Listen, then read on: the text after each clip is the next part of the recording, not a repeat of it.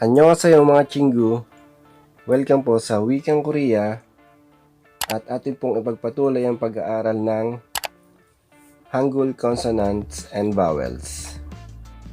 Lesson E na po tayo, katinig sa hulihan or final consonant. Sa Korean ay Pachim ang tawag. Ito po ang apat na paraan ng pagsulat kung saan mayroong final consonant or Pachim sa Korean, double final consonant Kyo Pachim sa Korean or sa Hangul ang tawag. At nung nakaraan nating lessons, napag-aralan nating isulat yung left and right combination and top-bottom combinations.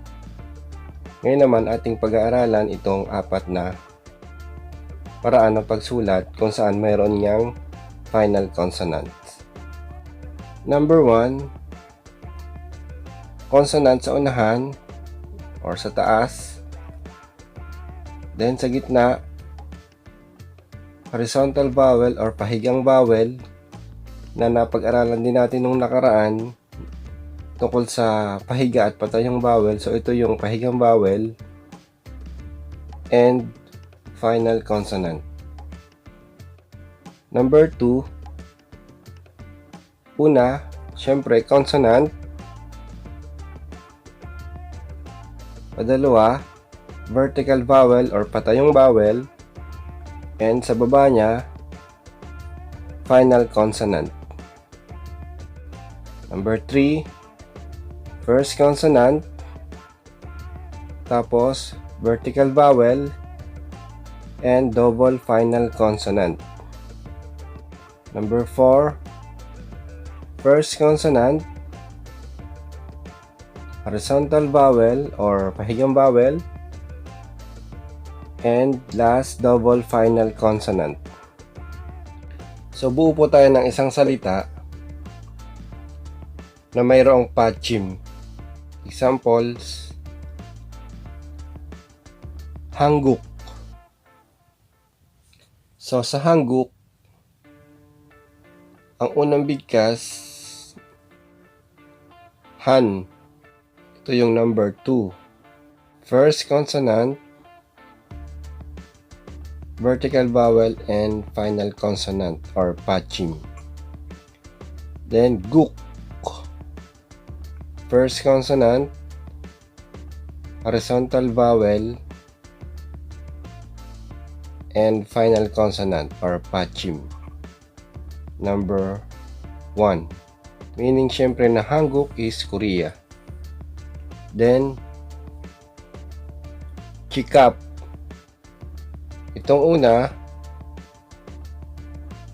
is napag-aralan na natin dati yung left and right combinations, at itong Kap ay number 2. First consonant, vertical vowel, and final consonant or Pachim. Meaning wallet. Namja or man.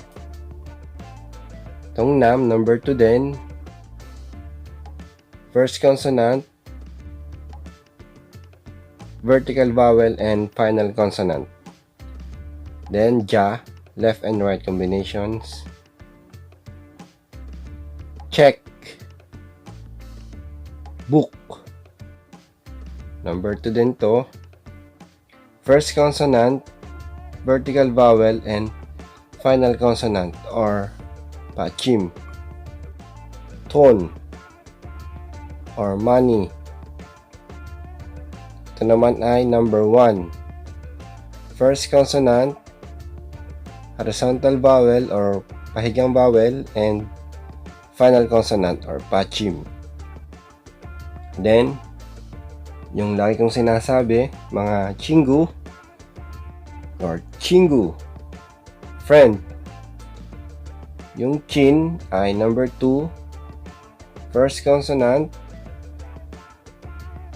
vertical vowel or patayong vowel, and final consonant. Then Gu, top-bottom combinations. Noon. Itong noon, meaning niya ay I and snow. Ito ay number 1. First consonant, pahigang vowel, and pachim, final consonant. Kamja. Potato. Kam. Number 2. First consonant, patayong vowel, and pachim. Then, ja, left and right combinations. Saram, or person, sa, left and right combinations.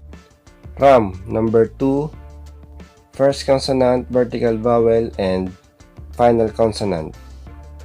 Son, or hand. Ito yung 1, first consonant, pahigang vowel, and final consonant. Pal. Number 2 din. First consonant, vertical vowel, and final consonant or pachim. Foot. Ta. A lot or many. Itong man ay example dito sa number 3. First consonant, vertical vowel, and double final consonant or kyopachim. Then the, left and right combinations. Nolta. Itong nol ay example din sa number 3. First consonant, vertical vowel, and double final consonant. And then ta, left and right combinations. Takhalbi or chicken ribs. Itong tak ay sample sa number 3. First consonant, vertical vowel, and double final consonant or kyopachim. Then kal, ito yung example sa number 2. First consonant, then vertical vowel, and pachim. Then B, left and right combinations. Huwag po kayong malilito sa pagbigkas na ito kasi sa susunod na lesson ay ito po ang pag-aaralan natin kung bakit sila nabibigkas ng mga ganyan. And then, papuda. Left and right combinations, yung pa.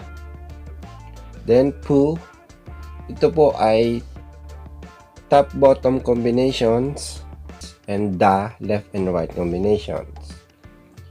Papuda means to be busy. Takda, to wipe. Itong tak ay example sa number 3. First consonant, patayong vowel, and double final consonant. So, ito pong double consonant na ito ay magiging double final consonant or kyopachim. Then, the left and right combinations. Then, kakapta. So, ito, maganda lang example ito.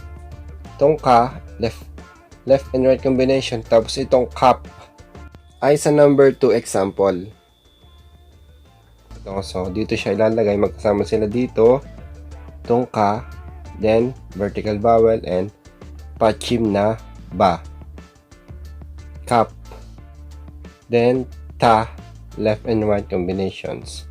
Meaning to be close or malapit. Tok or rice cakes. Itong ta ay first consonant and o, vertical vowel, and ka, pachim. Example ito sa number 2. Then, itta means to exist or to have. Itong it is example number 3. So, itong sa ay double final consonant. Okay po, first consonant, vertical vowel, and double final consonant. Then ta, left and right combinations. And then last, opta. Ito po ay example number 4. Means recite a poem. First consonant, horizontal vowel or pahigang vowel, and gyopachim or double final consonant. Then ta, left and right combinations. Tapos po yung pag mga double vowels naman, sabi ko nga pagka double vowels, lalagyan nyo lang ng consonant sa may taas. Dito tayo sa pagbigkas ng iyong. So alam nyo na naman siguro ito, atin lang ulit i-reviewin. Anyong. Dito sa salitang anyong, itong an, hindi nabigkas yung iyong. Tinabi lang siya sa a para mabigkas nga itong a. And then, ito naman sa nyong, ng sounds kasi nga nasa ulihan itong iyong. So, anyong. Meaning, hello or goodbye. Iyagi means a story. Dito yung iyong ay silent. Itinabi lang siya sa vowel para mabigkas. Then, usan means umbrella. Silent din siya dito. Itinabi lang siya sa u. Then, pang. Room. O ng sound siya dito kasi nasa sa hulihan. EU. Reason. Dito, silent siya. Itinabi lang siya sa vowel para mabigkas yung vowel. Ding-ding, etc. Dito, ng sound kasi final consonant sila or nasa pachim sila. Kaya ng sounds. Yuga or yoga. Dito, tinabi lang sa vowel na yo, silent yung iyong. Konghang or airport. Dito, yung iyong or nang is ng sounds or nang sounds. Kasi nasa sahulihan sila or final consonants or pachim, kaya ng sounds. Lagyan po natin ng kaunting trill yung pagbigkas ng iyong or nang. Atin pong pagsasamahin sa isang bigkas, yung iyong. Yung isa, nakalagay bago mag-vowel and after vowel or final consonant or pachim. Okay po, example. Unggup means emergency. Yung nasa sa unahan ay silent. Nilagay lang siya para mabigkas itong u. And then, itong final consonant or pachim is nang or ng sounds. Yongguk, United Kingdom. Dito yung iyong tinabi lang sa yo para mabigkas and final consonant nang ng sounds. Yangmal, sucks. Dito yung unang iyong tinabi lang sa ya and final consonant na iyong ng sounds. Yong, dragon. Silent yung iyong sa unahan, nilagay lang para mabigkas tong yo. Then, pachim, ng sound.